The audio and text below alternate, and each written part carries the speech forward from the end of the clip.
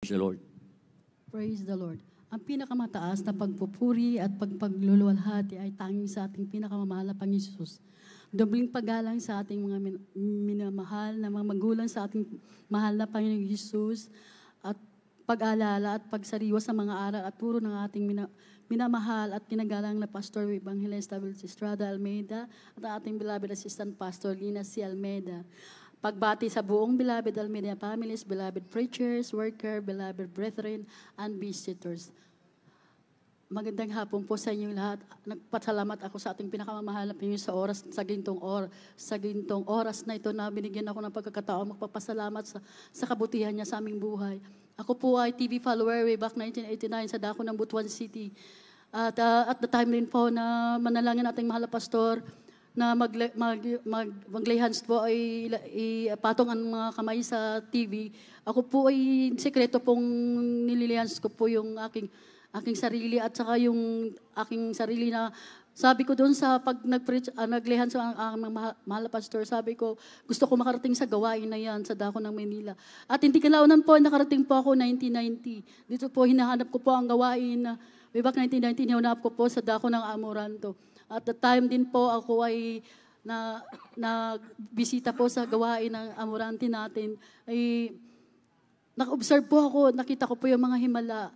Kaya sabi ko, kung tunay kang Diyos dito sa gawain ito, ipakasal mo kami, mahal na Panginoon, dahil wala pa kaming kasal na aking beloved husband, dahil mga bata pa kami nag-asawa. Di kalaunan po, wala pa pong isang buwan. Kami, yung amo ko po ng aking beloved husband sa trabaho, bigla po nagsabi sa kanya na kasal na ba kayo sa asawa mo? Sabi ng husband ko, hindi. Ipakasal ko kasi yung libre. Kaya nagpasalamat ako sa ating pinakamamahal na Panginoon dahil nakasal po kami ng libre. Grabe, sabi ko, totoo talaga ang Diyos dito. At the time day po, nagpabautismo kami na mag-asawa sa ating pinakamamahal na Panginoon. Ako po ay may breast cancer. Ako po ay, yung breast ko po na right side ay may 3 butas na po. Ay habang ako po ay laging dumadalo dito, nandoon pa po na tinawag din ako na bilang adult choir kahit may karamdaman po ako. Sa panaginip po ako naghinip ang ating mahal na pastor, mahal na pastor, tinawag niya po ako sa dako ng Amoranto. Yes, ang riser po ay punong-puno ng adult choir, may kulang po isa. Sabi na, tulwingon ang ating mother sa right side niya, nakita po niya ako. Sabi niya, anak, halika, pumunta ka doon sa kulang na isa. Sabi ko, ayoko, bata pa po ako, 24 pa po ako. Sabi ng beloved mama, no, pumunta ka doon, sabi niya sa akin, doon sa kulang. Ay, nagising po ako, pagising ko po, sabi ko, salamat, panaginip lang pala. Dahil ayoko po, dahil napakabata ko pa po. Ngunit sa pagising ko po, nabalik po ako pagtulog. Nag-continue po yung panaginip ko. Sabi ni Mama, ganun na rin po ang panaginip ko. Tinawag na naman ako ni Mama there. Sabi niya, anak, punta ka doon sa nasa kulang ng mga adults choir. May isang pirasong kulang doon sa riser na punong-puno ng adults. Ang Mama there nung time na yun sa panaginip ko ay nasa harapan ng mga adults. Sabi ko, Ma, hindi ako pwede kasi wala akong damit. Sabi ni Mama, hindi, pumunta ka doon, sabi niya. Doon ka sa riser. Umakyat po ako. Pag-akyat ko po, pagtingin ko po sa right side ko po, hanggang sa harapan ko po, ako po ay naka-adult choir na po sa panaginip. Yes. Hanggang sa oras na ito. Yes, ako'y pinagaling ng ating pinakamamahal na Panginoon. Amen. Hindi man po karapat-dapat magiging isang adult sa banal na ubasan nating pinakamamahal na Panginoon na natili hanggang sa oras na ito. Salamat sa ating pinakamamahal na Panginoon. At the time din po ng aking karamdaman, ako po ay may kasabay na may karamdaman sa dako ng lugar namin. Lagi po siyang dumadaan sa bahay. Sabi niya sa akin, Sister Raquel, sabi niya, punta tayo sa chemotherapy, magpa-chemo tayo. Sabi ko, hindi na ako pwede magpa-chemo kasi nadatnan ko na yung, natagpuan ko na ang gawain ng Jesus Miracle Crusade. Alam ko, pagalingin niya ako, sabi ko. Sabi niya, hindi. Ganun po ang lagi niyang ginagawa, pabalik-balik po siya ng pabalik-balik sa bahay, magkikemo daw kami. Ako po hindi talaga sumasabay sa kanya. At the time din po nakarating ako Maynila at nakabalik po ng lugar namin sa Butuan. One time po narinig ko po yung isang ang kapitbahay namin na sumisigaw. Sabi ng sigaw ng isang kapitbahay namin, kunin mo na ako, patayin mo na ako, masakit na masakit, di ko na kaya.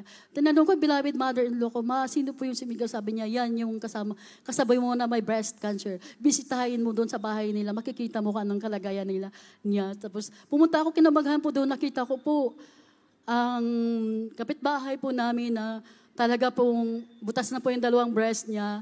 Tapos kinumusta niya ako, sabi niya, kumusta na rin ang breast mo? Sabi ko, ako tunay na pinagaling nating pinakamamahal ng Jesus. Patingin, sabi niya, patingin. Pinakita ko po sa kanya, umiyak po siya. Nag-iyakan po kami, talagang grabe na po ang kalagayan niya. Ako po ay totally pinagaling natin pinakamamahal na Jesus. Sabi niya, saan, anong gawain yan? Kung Jesus Miracle Crusade. Sabi niya, gusto kong tumanggap dyan. Sige, magtawag ako ng beloved worker at matatanggap ka ating pinakamamahal na Jesus. Kung ano mang mangyari, tanggap mo na dahil tanggap mo na ang mahal na Panginoon Jesus. Kaya po nung natanggap po siya na pinakamamahal na Panginoon Jesus, ay kinuha na po siya mga how many days po. Ngunit nagbilim po siya na di bali at least natanggap niya ang pinakamamahal na Panginoon Jesus. At salamat din po ako sa ating pinakamamahal na Panginoon Jesus na yung beloved sa dako po ng Dubai pa po ako nagtrabaho na balita yung mga pamilya ko na yung beloved daughter ko daw po ay naggagamit ng shabu at nawawala na sa sarili. Umuwi po ako dito sa Maynila. Nakita ko po yung beloved daughter ko po. Talagang umiyak po ako. Tinaas ko yung kamay ko nung makita ko yung beloved daughter ko. Mahal na Panginoon, kabagan mo po ang anak ko. Talagang grabe po talaga nawawala na po yung nawawala po siya sa kanyang sarili. Sabi ko, anak, mumalik kapag dalo sa gawain. Sabi niya, hindi mabubuksan ang pag-iisip ko. Kahit anong ipilit niya mabuksan ang isip ko, hindi mabubuksan ang isip ko. Sabi ko, nakalika, sumunod ka sa akin, sumabay ka sa gawain. Pinasabay ko lagi sa gawain, ma. Pagkatapos, sabi ko, mag-ayuno ka. Nag-ayuno. Sabi ko sa kanya, mag-ayuno ka. Minsan man lang, makinig ka sa magulang mo, sabi ko sa kanya. Ngayon po, sabi niya, mama, sige, mag-ayuno ako. Nung mag-ayuno po siya, hindi ko po siya pinapadala ng phone para talagang makonsentrate niya ang tawad at hingi ng kabag ng ating pinakamamahal na Jesus.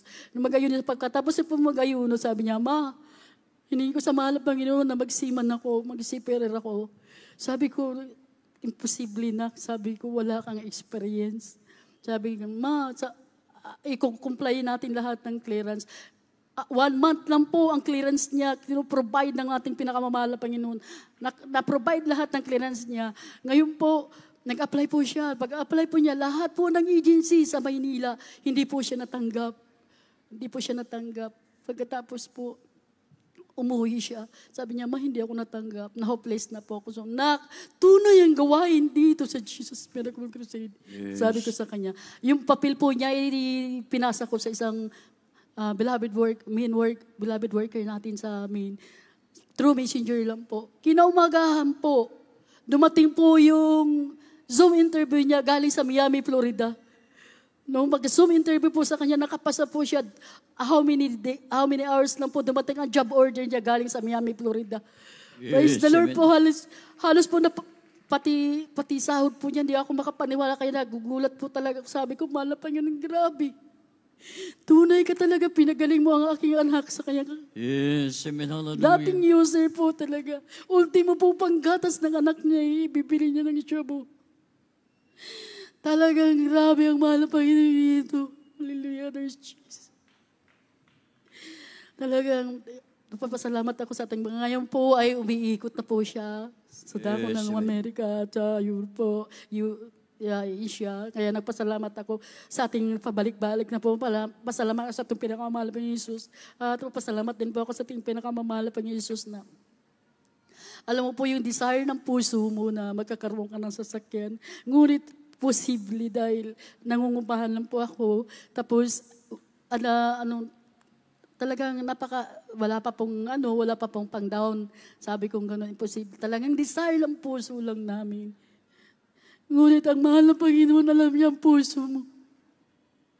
Dumating po yung sasakyan na wala po kami kahit piso. Yes, bago po yung sasakyan ng bansa po, nagulat kami.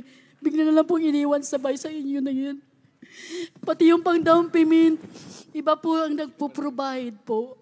binigyan po talagang grabe ang mahal na Panginoon mag-provide. Sabi ng mga kapatiran, ganoon ang mahal na Panginoon magpapala. Kahit walang driver sa buong pamilya nyo, nagbibigay siya kung anong desire ng puso mo. Right. Hallelujah. Salamat sa ating pinakamamahal na Panginoon. Ang lahat ng kapurihan, pasalamat ay tanging sa ating pinakamamahal na Jesus lamang. Palakpak